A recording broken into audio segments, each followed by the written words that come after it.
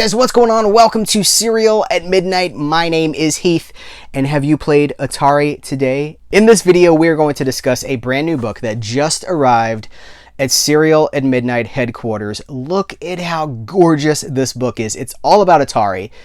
But to say that this book is about Atari is like saying that the sun is kind of hot sometimes. Like, that does not begin to cover what this book gets into. It's over 520 pages of, listen, it's equal parts encyclopedia, research material, visual archive. They have archives of over 200 games for both systems, the 2600 and the 7800. Not just the box art, but the pixel art and the in-game pixel presentation. And then they have interviews. So many of these games are spoken about. There's comments from the developer, because Atari games were usually made by one person, and they have a retrospective with the creator of the game.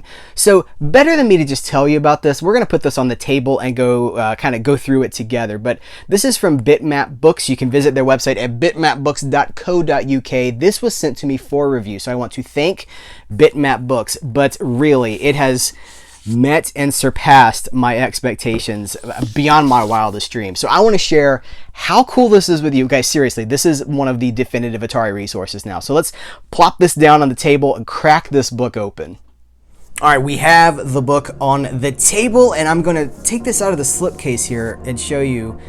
I mean, even the slipcase is like, this thing is like bulletproof. It's super thick cardboard. So I'm going to put this slipcase right here, and I'm going to use it as kind of a prop to hopefully minimize the glare. And I'm also going to take this dust jacket off so that I don't damage it. So I'm going to put this over here, and hopefully you guys can see. Let me turn this a little bit towards, there we go. All right, so let's just dive into this. First of all, this page right here, just the opening lets you kind of know what we're getting into. But I mentioned that this is kind of all things like equal parts, a library piece, a resource piece. This is going to show you what I'm talking about. So here's our table of contents. Each one of these games has its own dedicated entry, but there's also a forward. Okay, check the forward out. This is it's by Gary Kitchen, who Atari fans know that name, talking about his time with Atari, how the thing kind of took off to begin with. Then, look, a quote from Nolan Bushnell. And then we get into this lengthy chapter of the history. Look at this. Diagrams of the actual hardware and stuff. We get into the history of Atari. And we're not going to go through this entire book because it's over 500 pages. And I want you to go buy the book and to support the company themselves. But this is all just history and facts and like knowledge. And it's almost scholarly in the way that it presents the knowledge. And then we get into these games themselves. So look, combat.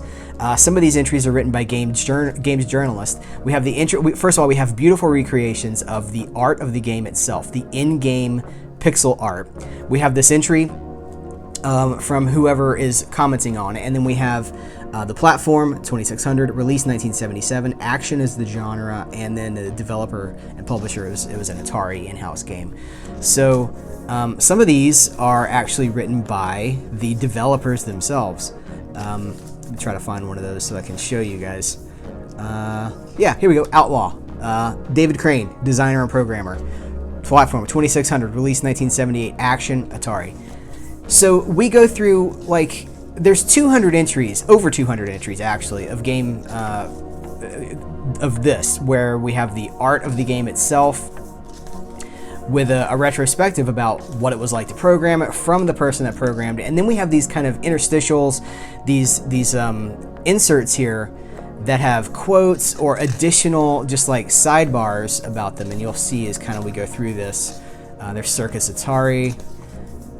Again, I'm just now going through every page, but there's a whole section here. Let me try to find it. Isn't this beautiful? Can you guys see how beautiful this is? Hopefully it's coming through on the camera. The camera. But they do this for Atari. Oh, here we go. An interview with Dennis Coble.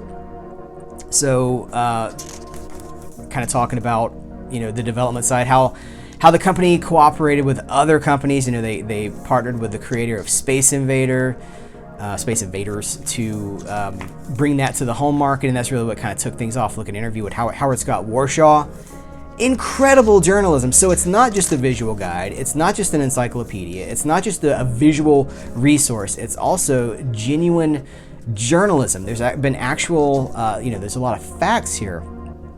Dan Kitchen. Look at this. There's a whole thing about, is this the section? There's a section about how Parker Brothers Games was such a part of this. I think that's later in this book. Let me kind of skip ahead. What was this? iMagic. As you guys can see, it's stunning. If you have affection for the Atari, I think this is essential. Prototypes. There's an entire section of this book devoted to unfinished projects, alternative versions, and technical demos that set the world of gaming alight. Gaming fandom. Look, Keystone Cannonball. There's one in here. Look, okay, Dukes of Hazzard, Lord of the Rings. What? Donald Duck's Speedboat. Talking about all of these different kinds, and then we're back to the what the bulk of the book is, which is kind of this commemoration of what made Atari so special. By the way, I haven't even mentioned we have two different ribbon markers, two different colored ribbon markers that you can. I mean, it's just class. This is when I say this thing's like library quality. This is the sort of thing. This is like an archive. I'm gonna try to speed it. Here's the Parker Brothers section I was talking about. They talk about the Empire Strikes Back game. See, I mean, there's a ton of information here. It's not just photos. There's also lots of knowledge. And I consider myself kind of a student of learning about Atari. I have other books about Atari, but I've learned things in here that I did not know. Look, now we're into the box art. These are 7800 box art, pieces, recreations of the box art. We also have the 2600 box art. And let me kind of speed up a little bit here. When we get into the 7800, it really talks about the. Check this out, you guys. Ghostbusters. I ain't afraid of no ghost. Slimer, even in an Atari game, Slimer takes the center spotlight. But they really talk about how the 7800, due to delays, and it could have, when the video game market crashed, around 1983, how Atari could have come back with the 7800 and been just as big as they had been before, but just some behind-the-scenes business decisions really impacted that. And by the time they got the system out in '86, I think it was, the Nintendo. Look at these graphics, you guys. 1988. This is Atari. This is pretty good graphics for an Atari 1988. By the time they finally got the act together, Nintendo had pretty much seized the market. So hopefully you guys can see kind of what I'm talking about as far as some of these games I've never even heard of. Oh, another interview. Look at this. Alien Brigade, Atari 7800. 1991. They were releasing games for the 7800 on Atari in 1981. They talk about like the technical aspect of how the 7800 was superior, what it could do. There's a section of the book dedicated to homebrews. I'm telling you, this is so exhaustive in how much it covers and the depth that it covers it. Look, here's like a homebrew. It was like a homebrew Sonic, but it wasn't Sonic. Oh, can I get back to it? Oh no, where did it go? I have to show you guys this. There it is. Zippy the Porcupine. Homebrew, guys. Released 2015. So you can see how comprehensive this thing is. And then the end. I adore this book. I hope that you guys adore it as much as I do. So let me cut back to a studio shot and we'll wrap things up. Alright guys, thanks for hanging out and watching this video. We're going through this book page by page. Remember, the website is bitmapbooks.co.uk. They do ship outside of the UK. I'm of course in America, and I got this book and it came super speedy quick too. So I'm beyond impressed with this company, and this is not all that we have to say about Bitmap Books. We have another book review from Bitmap Books coming up very soon. You're not going to believe it. It is amazing. Head over to their website, check out all the books that they offer, these library quality, museum quality, really. Let's be honest, this is a museum quality reference. If you do head over there, if you do pick this up, please let them know that Cereal at Midnight sent you.